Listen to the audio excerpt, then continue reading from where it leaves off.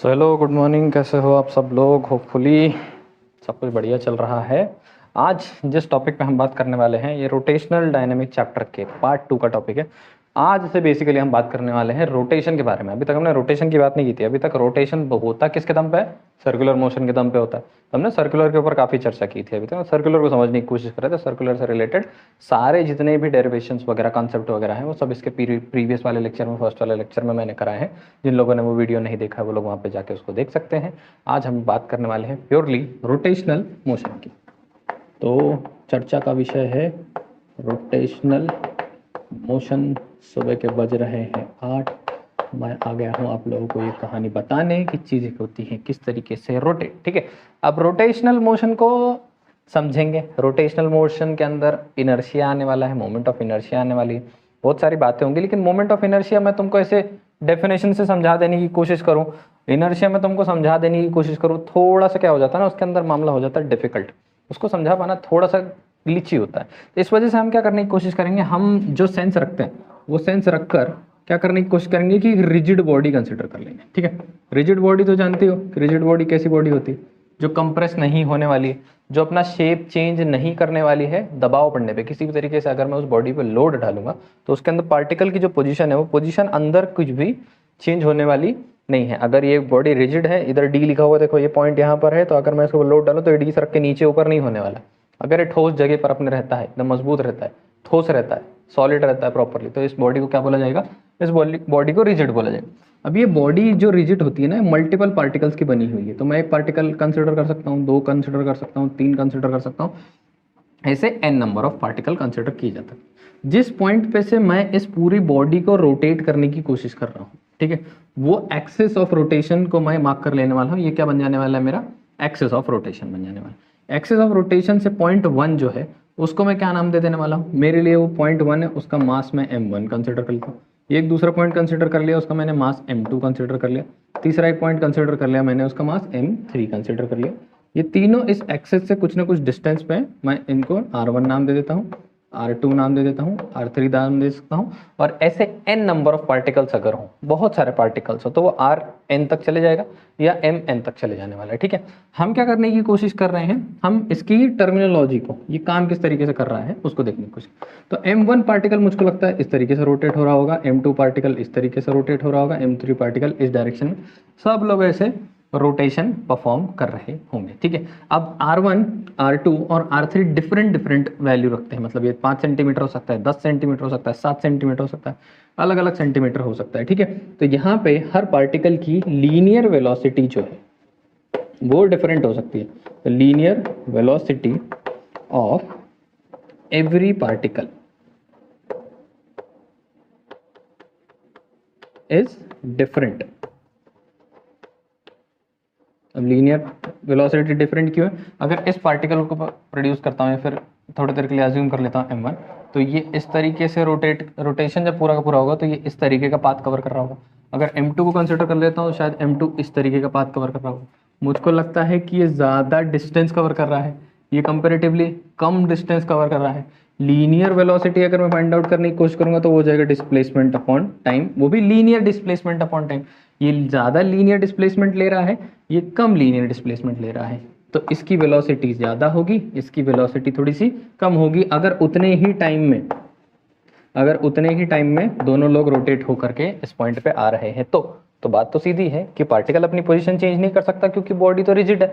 तो इधर से ये निकल के जब इधर पहुंचेगा तो इसको भी उधर से निकल के उतने टाइम में यहाँ पे पहुंचना ही होगा क्योंकि ये अपनी पोजीशन चेंज नहीं कर सकता। इन दोनों पार्टिकल के बीच का डिस्टेंस जो है वो डिस्टेंस डिस्टर्ब हो नहीं सकता क्योंकि जिस बॉडी पे ये सारी हरकतें हो रही हैं वो बॉडी कैसी है? रिजिड है। ठीक है, रिजिड होने की वजह से वो चेंज नहीं ले सकता है उसके अकॉर्डिंगली। तो ये बात मुझको समझ में आती है कि M1 पार्टिकल की लीनियर वेलोसिटी अलग होगी, M2 पार्टिकल की लीनियर वेलोसिटी अलग होगी और M3 पार्टिकल की, हर पार्टिकल की लीनियर वेलोसिटी अलग होगी, पर इनकी एंगुलर वेलोसिटी सब सेम होने वाली है। इन सब की एंगुलर वेलोसिटी कैसे होने वाली है? सेम होने वाली है। अब ये क्यों? इन लोगों का लीनियर डिस्प्लेसमेंट अलग अलग है क्योंकि ये अलग अलग पोजीशन पे बैठे हैं, पर इन सब का एंगुलर डिस्प्लेसमेंट जो है वो सेम ही है। ध्यान से समझने की कोशिश करो कि इस पॉइंट पे था, इस पॉइंट तक गया है। अगर इसने 30 डिग्री कवर किया हुआ है तो इस पॉइंट से इस पॉइंट पे भी जाने में इसने 30 ही कवर किया है, भले ही रेडियस की लेंथ कम ज़्यादा है, आर्क की लेंथ कम ज़्यादा है, लेकिन एंगल तो उसने उतना ही कवर किया। तो उसने क्या किया है, एंगुलर डिस्प्लेसमेंट उतना ही कवर किया है। उतने ही टाइम में दोनों लोगों को उस पॉइंट पे आना है फिर से, क्योंकि बॉडी कैसी है, रिजिड है, तो उसका एंगुलर वेलोसिटी जो है वो सब पार्टिकल्स का सेम होगा, irrespective of the value of R. R value जो है वो डिस्टेंस जो है, रोटेशन जो है, एक्सिस ऑफ रोटेशन से इसका वैल्यू जो है वो दूर नज़दीक ज़्यादा हो सकता है, दूर ज़्यादा हो सकता है, कुछ भी हो सकता है, लेकिन उससे कोई फ़र्क पड़ने वाला नहीं। इसकी एंगुलर वेलोसिटी है वो कैसी रहने वाली है, कंटिन्यूसली सेम रहने वाली। तो सारे पार्टिकल्स की एंगुलर वेलोसिटी जो है वो सेम होने वाली है, डिफरेंट नहीं होगी। अगर एंगुलर वेलोसिटी सेम होती है तो उसकी वजह से क्या फ़र्क पड़ता है, देखते हैं। हम जानते हैं कि लीनियर वेलोसिटी और एंगुलर वेलोसिटी के बीच में रिलेशनशिप होता है। मैं बोल सकता हूँ v1 is equals to r1 omega. क्यों, v1 इसकी लीनियर वेलोसिटी, ओमेगा इसकी एंगुलर वेलोसिटी और r1 इसका डिस्टेंस। अब r1 r2 तो चेंज होते चलेगा ना, क्योंकि अलग अलग डिस्टेंस पे है, तो r2 ओमेगा हो जाएगा। वैसे ही लास्ट तक पहुंचेंगे तो vn is equals to rn into omega हो जाने वाला है। ये भी बात हमको समझ में आती है, ठीक है।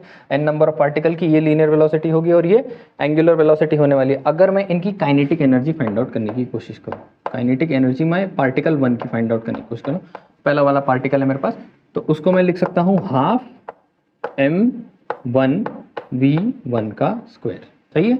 अगर मैं इसी को इलेबोरेट कर दूँ तो मैं लिख सकता हूँ हाफ इंटू m1 v1 की जगह पे क्या लिखा जा सकता है, r1 ओमेगा का स्क्वायर, r1 ओमेगा का स्क्वायर लिखा जा सकता है, जिसको और स्पेसिफाई करने पे क्या बन जाएगा, हाफ m1 r1 ओमेगा का स्क्वायर। करेक्ट है। ये फर्स्ट वाले पार्टिकल की काइनेटिक एनर्जी। सेकंड वाले पार्टिकल की काइनेटिक एनर्जी अगर मैं पता करने की कोशिश करता हूँ तो मुझको लगता है कि वो बन जाएगी हाफ m2 r2 ओमेगा का स्क्वायर। और वैसे ही अगर मैं n नंबर ऑफ पार्टिकल्स को फाइंड आउट करने की कोशिश करूँ, nth पार्टिकल की, बेसिकली ऐसे नहीं, nth पार्टिकल की अगर मैं फाइंड आउट करने की कोशिश करूँ तो हाफ बन जाएगा m n r n omega का स्क्वायर। ये बात मुझको यहाँ पे समझ में आई। थोड़ी थोड़ी चीज़ें मैं रब करूँगा, देखो यहाँ पे एलेबोरेट किया है ना, इसको मैं रब कर दे रहा हूँ क्योंकि अब मुझको समझ में ही आ गया कैसे हो रहा है। तो v1 की जगह पे मैं क्या लिख सकता हूँ, r1 ओमेगा का स्क्वायर हो सकता है, ठीक है। अब हम जानते हैं, हमको एक बात पता है कि kinetic energy is a scalar quantity. Kinetic energy कैसी क्वांटिटी है, काइनेटिक एनर्जी एक स्केलर क्वांटिटी। इसका मतलब पूरे सिस्टम की काइनेटिक एनर्जी मुझको अगर फाइंड आउट करनी पड़ेगी तो फर्स्ट वाले की एनर्जी प्लस सेकंड वाले की एनर्जी और सब n नंबर ऑफ पार्टिकल्स की एनर्जी को अगर मैं ऐड कर दूं तो पूरे सिस्टम की काइनेटिक एनर्जी मुझको मिल जाएगी। करेक्ट है, ठीक है। अगर मैं पूरे सिस्टम की काइनेटिक एनर्जी ढूंढने निकल पड़ा हूं तो मैं लिखूंगा हाफ m1 r1 ओमेगा का square plus half m2 r2 omega का स्क्वायर। ऐसे मैं लास्ट तक चले जाऊंगा, लिखूंगा हाफ mn rn ओमेगा का स्क्वायर। यहाँ तक मैं आ जाता हूँ, ठीक है। कुछ चीज़ें मुझको कॉमन दिखती हैं, मैं उनको बाहर निकाल लेता हूँ। तो kinetic energy will be half मुझको कॉमन दिखता है, ठीक है। ओमेगा मुझको कॉमन दिखता है, ओमेगा को मैं लास्ट में लिख लेता हूँ यहाँ पे। और मुझको चल थोड़ा सा और इसको ऐसा लिख सकता हूँ m1 r1 स्क्वायर, r1 का भी स्क्वायर है, r2 का भी स्क्वायर है और rn का भी स्क्वायर। और कहीं स्क्वायर लगाने में गलती हुई है क्या, यस mr स्क्वायर, ठीक है। वो पूरा v mv स्क्वायर था ना, इसके लिए सबको यहाँ पे क्या लगते चलेगा, स्क्वायर लगते चलेगा। m1 r1 का स्क्वायर प्लस m2 r2 का स्क्वायर, ऐसे mn rn का स्क्वायर और लास्ट में कॉमन शायद निकल के बैठा है, इसको मैंने पीछे कॉमन निकाल लिया ओमेगा। अब इसको मैं थोड़ा सा श्रिंक कर लेता हूँ। मैं ऐसे बोल सकता हूँ कि m1 की जगह पे मैं एक वेरिएबल डाल देता हूँ mi ri का स्क्वायर। i की वैल्यू जो है वो कहाँ से स्टार्ट हो रही है, 1 हो रही, 2 हो रही, 3 हो रही, तो i की वैल्यू को 1 कंसिडर कर लें। कहाँ तक जा रही है, n तक जा रही है, ठीक है। इधर क्या बैठा हुआ है, इधर हमारे पास बैठा हुआ है 1/2 इज इक्वल्स टू, ये हमारी काइनेटिक एनर्जी के लिए हम एक्सप्रेशन डाल रहे हैं। यहाँ पे क्या मिल गया हमको, ओमेगा मिल गया। थोड़ी देर के लिए अगर मैं कंसिडर करूँ तो ये काइनेटिक एनर्जी हो गई फॉर अ रोटेटिंग बॉडी। मैं क्या लिख सकता हूँ, this is kinetic energy for a rotating body. अगर एक बॉडी रोटेट कर रही है तो उसकी ये क्या बन जाने वाली है, काइनेटिक एनर्जी बन जाने वाली, ठीक है। थोड़ा एक 5 मिनट के लिए मैं कंसिडर कर लेता हूँ, ये फॉर्मूला भी वैलिड है, ऐसी कोई बात नहीं। अब अगर ये रोटेशनल मोशन नहीं हो रहा होता, अब ये क्या है, रोटेशनल मोशन है, kinetic energy of rotational motion. अब kinetic energy of linear translation motion होता तो उसको हम क्या लिखते हैं, हाफ। सीधे लाइन में अगर मोशन हो रहा होता तो हम लिख देते थे mv स्क्वायर, ठीक है। ओमेगा का भी स्क्वायर है, यस, ठीक है। mv² लिख देते थे, करेक्ट है। तो इधर अगर मैं इस रिलेशनशिप को इस रिलेशनशिप से कंपेयर करने की कोशिश करूँ तो मुझको लगता है हाफ को एनालॉगस कौन है, हाफ है, ठीक है। लीनियर वेलोसिटी एंगुलर वेलोसिटी के इक्वल है, और मास को इक्विवेलेंट मुझको यहाँ पे दिखाई दे रहा है, ये कुछ क्वांटिटी है। तो summation of I is equals to 1 up till n M I R I का स्क्वायर इज एनालॉगस, एनालॉगस मतलब उसके जैसा बिहेवियर दिखा रहा है टू मास। तो अगर खुद सोचने की कोशिश करो कि अगर कोई लीनियर मोशन हो रहा है, कोई भी चीज़ एक लाइन में चल रही है, एक जगह से दूसरी जगह पे जा रही है, एक स्ट्रेट पाथ कवर कर रही है, तो उसके मोशन के अंदर उसका मास जो होता है वो एक सर्टन रोल प्ले कर रहा होता है। तुम्हारे हिसाब से शायद वो रेजिस्टेंस वाला रोल प्ले कर रहा होगा, तुम्हारे लिए वो मोमेंटम गेन कर रहा होगा, तुम्हारे लिए ऑब्स्ट्रक्शन तैयार कर रहा होगा। अगर तुमको उसको एक मोशन में लेकर के आना है तो वो तुम्हारे लिए क्या कर रहा होगा, किसी न किसी तरीके का एक रोल प्ले कर रहा है उसके मोशन में, ठीक है। तो जो रोल मास प्ले करता है एक लीनियर मोशन में, वही रोल ये एनालॉगस प्रॉपर्टी जो है इसकी वो प्ले करती है। और इसी एनालॉगस प्रॉपर्टी को हम क्या बोलना शुरू कर देते हैं, या फिर इसी को हम बोलने लगते हैं आई इज इक्वल्स टू 1 से लेकर n तक ये एम आई आर आई का जो स्क्वायर है, इसको हम क्या बोलना शुरू कर देते हैं, ये हमारे लिए बन जाता है मोमेंट ऑफ इनर्शिया। इसको क्या बोला जाता है, इसको बोला जाता है moment of inertia. Moment of inertia शब्द कहाँ से आया, मोमेंट ऑफ इनर्शिया ही क्यों, और इनर्शिया खुद क्या होता है, ध्यान से समझने की कोशिश करो। तो inertia is the ability of a body, the capacity of a body to resist change. किसी भी तरीके से अगर तुम सिस्टम पे कोई बदलाव डालने की कोशिश कर रहे हो, कोई मोशन में चल रहा होगा सिस्टम होगा या स्टेबल रखा हुआ सिस्टम होगा, अगर तुम उसको चेंज करने की कोशिश करते हो उसके कैलिब्रेशन को, तो वो चेंज होना नहीं चाहता due to certain forces. Gravity के हिसाब से सोचना चाहते हो वैसे सोच लो, थोड़ी देर के लिए सोच सकते हैं वैसे भी, ठीक है, कोई प्रॉब्लम नहीं होने वाली। तो यहाँ पर क्या होता है कि जो मास रोल प्ले कर रहा है वैसा ही ये रोल प्ले कर रहा होता है, वो क्या करने की कोशिश कर रहा है कि चेंज नहीं होना चाहता। तो ये जो एबिलिटी है उसकी चेंज ना लेने की, वो ना लेने की एबिलिटी को हम क्या बोलने की कोशिश करते हैं, इनर्शिया बोलने की कोशिश करते हैं। एक टाइप से तुम इसको देखने की कोशिश करोगे तो ये रेजिस्ट कर रहा है मोशन को, जल्दी से चेंज नहीं होना चाहता है, तो ये रेजिस्टेंस को हम क्या बोलने की कोशिश करेंगे, इनर्शिया बोलने की कोशिश करते हैं, ठीक है। ये मोमेंट ऑफ इनर्शिया है। मोमेंट मतलब, अब मोमेंट जब तुम बोलोगे तो moment of torque, moment of inertia तुम लोगों को अच्छे से समझ में आने लगेगा थोड़े समय में। तो इस प्रॉपर्टी को जिसको अब हम पढ़ने वाले हैं, जिसके बारे में अब हम सीख चुके हैं, इसको हम बोल सकते हैं मोमेंट ऑफ इनर्शिया, ठीक है। इतनी बात याद रखना है, छोटी मोटी चीज़ें हैं। मैं एक सेकंड के लिए साइड में हटूंगा, आप लोग पॉज करके कॉपी करो, तो मैं आगे फिर से एक्सप्लेन करना कंटिन्यू करता हूँ, ठीक है। तो इसको हम क्या बोलते हैं, इसको मोमेंट ऑफ इनर्शिया बोलते हैं। तो मोमेंट ऑफ इनर्शिया अगर मुझको यहाँ पे मिल गया है तो मुझको शायद काइनेटिक एनर्जी को अब अपने हिसाब से थोड़ा सा उसके एक्सप्रेशन को चेंज करने की ज़रूरत पड़ेगी। अब किस तरीके से ज़रूरत पड़ने वाली है वो देखने की कोशिश करते हैं। तो मेरे पास क्या है ना, मुझको समझ में आ गया कि मेरा जो काइनेटिक एनर्जी था वो मुझको मिला था हाफ, उसके बाद summation of I is equals to 1 से लेकर n तक एम आई आर आई का स्क्वायर इंटू ओमेगा का स्क्वायर, ये वैल्यू मुझको मिली थी। ये सब के जगह पे मैंने क्या डाल दिया है, मोमेंट ऑफ इनर्शिया डाल दिया है। तो इसको मैं लिखने वाला हूँ आई, तो हाफ यहाँ पे लगेगा ओमेगा स्क्वायर, और मेरा फर्स्ट जो एक्सप्रेशन यहाँ पे निकल के आया है that is kinetic energy for a rotating body. Rotate होती हुई बॉडी की काइनेटिक एनर्जी जो होगी वो क्या होने वाली है, half I omega square, where I will stand for moment of inertia, ठीक है। आई का वैल्यू जो है वो depends upon the geometry of the rotating member. जो भी मेंबर है वो किस तरीके से रोटेट हो रहा है इसके ऊपर वो क्या करता है, डिपेंड करता है। इसको हम क्या बोलते हैं, एंगुलर वेलोसिटी बोलते हैं। ओमेगा हमारी क्या है, एंगुलर वेलोसिटी, और रोटेशनल एक्सेलरेशन हम यहाँ पे, रोटेशनल मोशन जो है वो हम यहाँ पर क्या करने की कोशिश कर रहे हैं, उसकी काइनेटिक एनर्जी हम लोगों ने यहाँ पे फाइंड आउट कर ली है। मोमेंट ऑफ इनर्शिया हमको समझ में आया, इधर से हमको थोड़े बहुत कंसेप्ट समझ में आए हैं कि क्या क्या पढ़ने थे। तो सबसे पहले हमको समझ में आ गया कि मोमेंट ऑफ इनर्शिया क्या है, फिर हमको समझ में आया है कि काइनेटिक एनर्जी क्या है, ठीक है। अब काइनेटिक एनर्जी को मैंने समझ लिया, काइनेटिक एनर्जी का ये फॉर्मूला है। अगला फॉर्मूला मेरे समझ में आया है कि जहाँ पर ये लिखा होगा आई इज इक्वल्स टू 1 से लेके n तक एम आई आर आई का स्क्वायर इंटू ओमेगा स्क्वायर, मुझको सॉरी ओमेगा स्क्वायर नहीं आएगा, ये मोमेंट ऑफ इनर्शिया का फॉर्मूला है। और अगर डिस्क्रीटली मेरी बॉडी इस तरीके की है और इसके ऊपर मास जो है डिस्क्रीटली हर जगह अरेंज्ड है, वो भी डिस्टेंस के हिसाब से अरेंज्ड है, तो आई का वैल्यू जो है वो मेरा बन जाता है integration of R with respect to the mass M, ठीक है। डिस्टेंस के हिसाब से अगर मैं इंटीग्रेट करते चले जाऊंगा तो ये मुझको वैल्यू मिल जाने वाली। तो मोमेंट ऑफ इनर्शिया के लिए मेरे पास दो फॉर्मूला है, एक ये फॉर्मूला है, एक ये फॉर्मूला है, और काइनेटिक एनर्जी के लिए मैंने एक्सप्रेशन जो अभी फाइंड आउट किया है वो ये फॉर्मूला है। वैसे इस एक्सप्रेशन का डेरिवेशन भी तुम लोगों को फाइंड आउट करना पड़ सकता है, जहाँ पे क्वेश्चन तुमको बोलेगा कि find the kinetic energy of a rotating body in terms of moment of inertia, तो तुम यहाँ पर ये वाले फॉर्मूले का इस्तेमाल करके उसको सॉल्व करने वाले हो। ठीक है, इस टाइप के क्वेश्चन होंगे, defined moment of inertia, moment of inertia वगैरह के बारे में, उसका डेरिवेशन, उसका डेरिवेशन, उसका फॉर्मूला यहाँ पर ऐसे लिया हुआ है। इसका यूज़ कर करके हमको कुछ प्रॉब्लम्स को सॉल्व करना हो।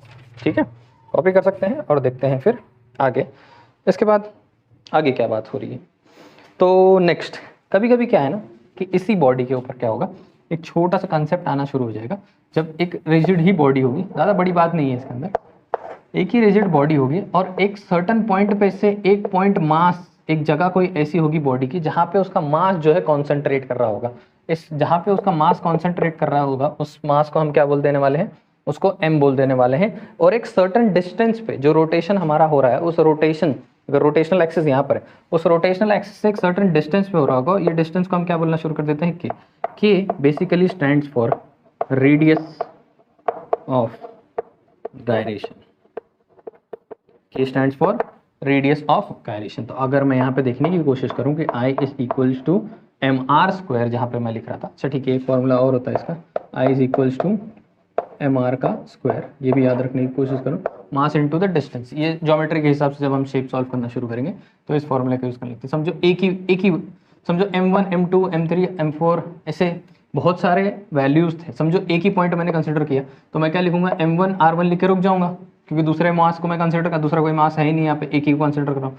तो ये फर्स्ट वाला I की जगह पे सिर्फ 1 सब्स्टिट्यूट हो जाएगा, n की जगह पे कुछ होने नहीं वाला, तो वो क्या बन जाने वाला है, mr² की जगह पे यहाँ रेडियस ऑफ गायरेशन लगाए तो मैं mk² लगा दूंगा, और k की वैल्यू जब मुझको फाइंड आउट करनी होगी तो I will write it as I upon m। ठीक है, तो ये क्या बन जाने वाला है मेरा, ये मुझको वैल्यू दे देने वाला है for radius of gyration. Radius of gyration अगर मुझको फाइंड आउट करना है तो उस बॉडी का मोमेंट ऑफ इनर्शिया अगर मुझको पता है और मुझको ये पता है कि उसका मास कितना कॉन्सेंट्रेट हो रहा है किस पॉइंट पे, तो उसको मैं अगर डाल देता हूँ तो मुझको किसका वैल्यू मिल जाने वाला है, रेडियस ऑफ गायरेशन का वैल्यू मिल जाने वाला है। ज़्यादा इसके ऊपर बहुत ज़्यादा स्ट्रेच करके मैं आप लोगों का टाइम और ये सारी बातें मैं उलझा के वेस्ट नहीं करना चाहता, तो मैं पॉइंट पे तुम लोगों को समझाते चल रहा हूँ फटाफट कि रेडियस ऑफ गायरेशन वगैरह क्या है। बहुत सिंपल है, कुछ भी मुश्किल इसके अंदर है नहीं। ठीक है, नेक्स्ट डेरिवेशन जिसके बारे में अब हमको बात करना, सारे डेरिवेशन हम लोग कर लेंगे, किस तरीके से फॉर्मूले निकल के आते हैं वो सारे फॉर्मूले देख लेंगे। उसके बाद देखेंगे कि उनका यूज़ कैसे करना है, न्यूमेरिकल वगैरह में कैसे करना है। ठीक है, तो अभी हमने फर्स्ट वाला जो वैल्यू निकाला था वो था काइनेटिक एनर्जी। नेक्स्ट हम निकालने वाले हैं torque, torque of a rotating body. तो होता क्या है मालूम है, टॉर्क बेसिकली क्या है, टॉर्क को अगर ध्यान से समझने की कोशिश करो तो टॉर्क और फोर्स जो है एक दूसरे को इक्विवेलेंट है। जैसे लीनियर डिस्प्लेसमेंट था और एंगुलर डिस्प्लेसमेंट था, जैसे लीनियर वेलोसिटी थी और एंगुलर वेलोसिटी थी, जैसे लीनियर एक्सेलरेशन और एंगुलर एक्सेलरेशन था, वैसे ही वहाँ पे जहाँ फोर्स पड़ रहा है उसी फोर्स को एनालॉगस जो यहाँ बिहेव करता है उसको हम क्या बोलना शुरू कर देते हैं, टॉर्क बोलना स्टार्ट कर देते हैं। जैसा लीनियर मोशन में फोर्स होगा वैसे ही इस मोशन में क्या होने वाला है, वो टॉर्क हो जाने वाला है। जब रोटेशन स्टार्ट होगा तो उसके अंदर हम उसको क्या बोलना स्टार्ट कर देते हैं, टॉर्क बोलना स्टार्ट कर देते हैं। हम क्या कंसिडर करने वाले हैं, हम फिर से एक बॉडी कंसिडर करेंगे जो रिजिड इरेगुलर शेप की बॉडी है। ये इरेगुलर शेप्ड बॉडी जो है उसके अंदर मैं मल्टीपल मासेस कंसिडर कर लेता हूँ, m1 कंसिडर करता हूँ, m2 कंसिडर करता हूँ, कहाँ तक जा रहे हैं हम, mn तक जा रहे हैं। ठीक है, ये मास जो है सर्टन डिस्टेंस पे है, ये डिस्टेंस को हम क्या कंसिडर करने वाले हैं, r1 कंसिडर करने वाले हैं, r2 कंसिडर करने वाले हैं, rn कंसिडर करने वाले हैं। ठीक है, अब ये मासेस एक सर्टन डिस्टेंस के ऊपर अरेंज्ड है, हम क्या करते हैं, इनकी लीनियर एक्सेलरेशन का एंड एंगुलर एक्सेलरेशन इसकी जरूरत पड़ेगी, क्योंकि हम देखो सीधी भाषा में हम टॉर्क की बात कर रहे हैं, टॉर्क के लिए हमको फोर्स को समझना पड़ेगा, force is mass into acceleration, तो मुझको एक्सेलरेशन समझना पड़ेगा, और बॉडी लीनियर के और उसके रिलेशनशिप में मेरे को यूज़ करना ही पड़ेगा कैसे न कैसे। तो मैं ये देखूंगा कि एंगुलर एक्सेलरेशन और लीनियर एक्सेलरेशन के बीच में रिलेशनशिप क्या है अकॉर्डिंग टू, तो इस पॉइंट पे इस मास को कंसिडर करता हूँ।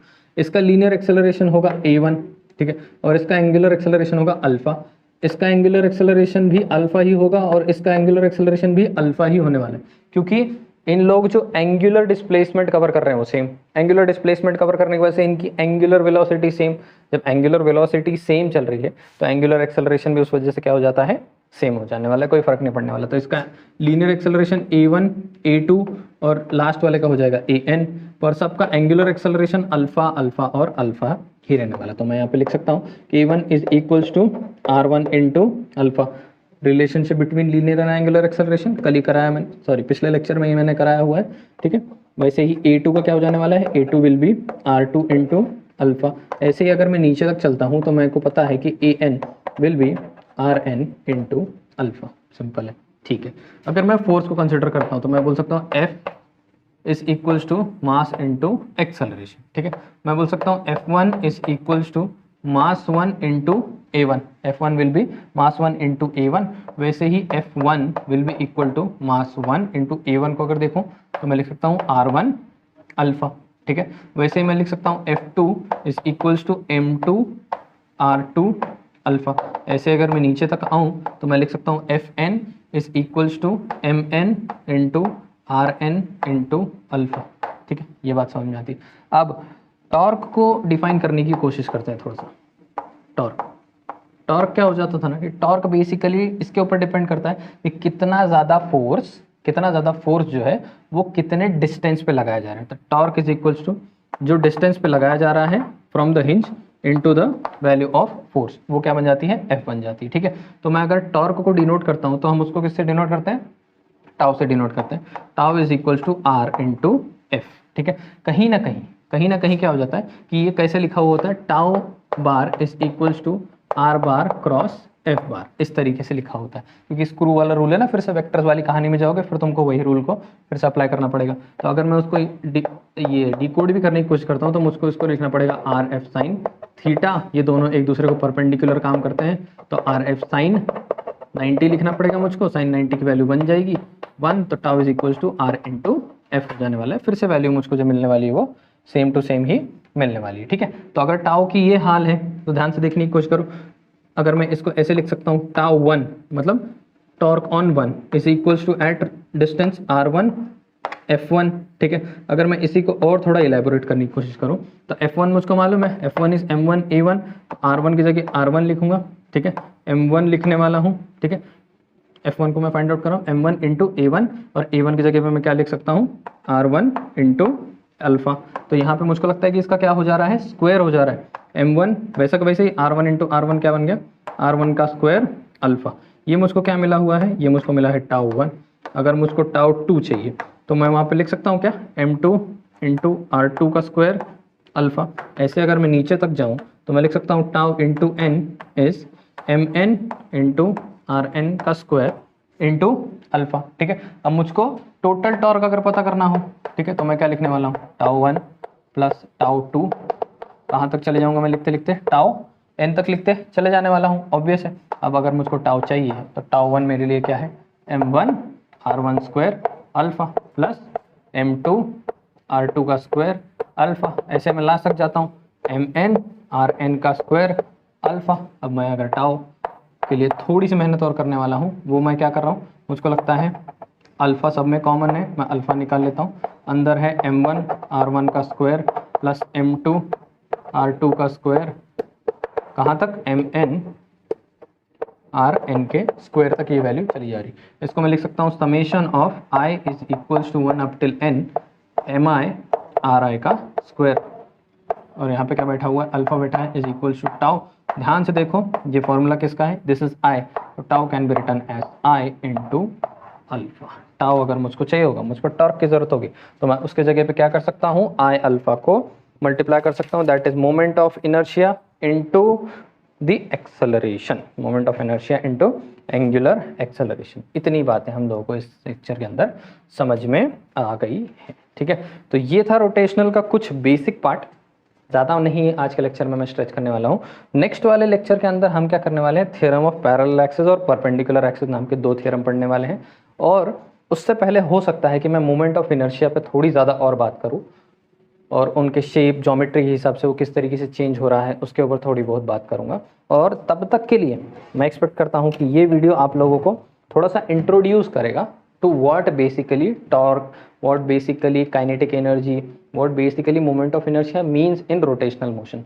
ये सारी बातों को समझ के हम नेक्स्ट वाले वीडियो लेक्चर में पहले मोमेंट ऑफ इनर्शिया को अच्छे से डिस्कस करेंगे, अलग अलग ज्योमेट्रीज पे किस तरीके से काम कर रहा है उसके ऊपर बात करेंगे, और फिर उसके नेक्स्ट वाले के अंदर theorem of parallel axis perpendicular axis को समझते हुए देखेंगे कि हम किस तरीके से मूव कर सकते हैं। Either parallel perpendicular then moment of inertia, और आइदर मोमेंट ऑफ इनर्शिया पे problem then parallel perpendicular axis, depends कि हम कैसे प्लान और एग्जीक्यूट करते हैं to make it very simple for you. ठीक है, so this is all for today. आज का video lecture short and sweet.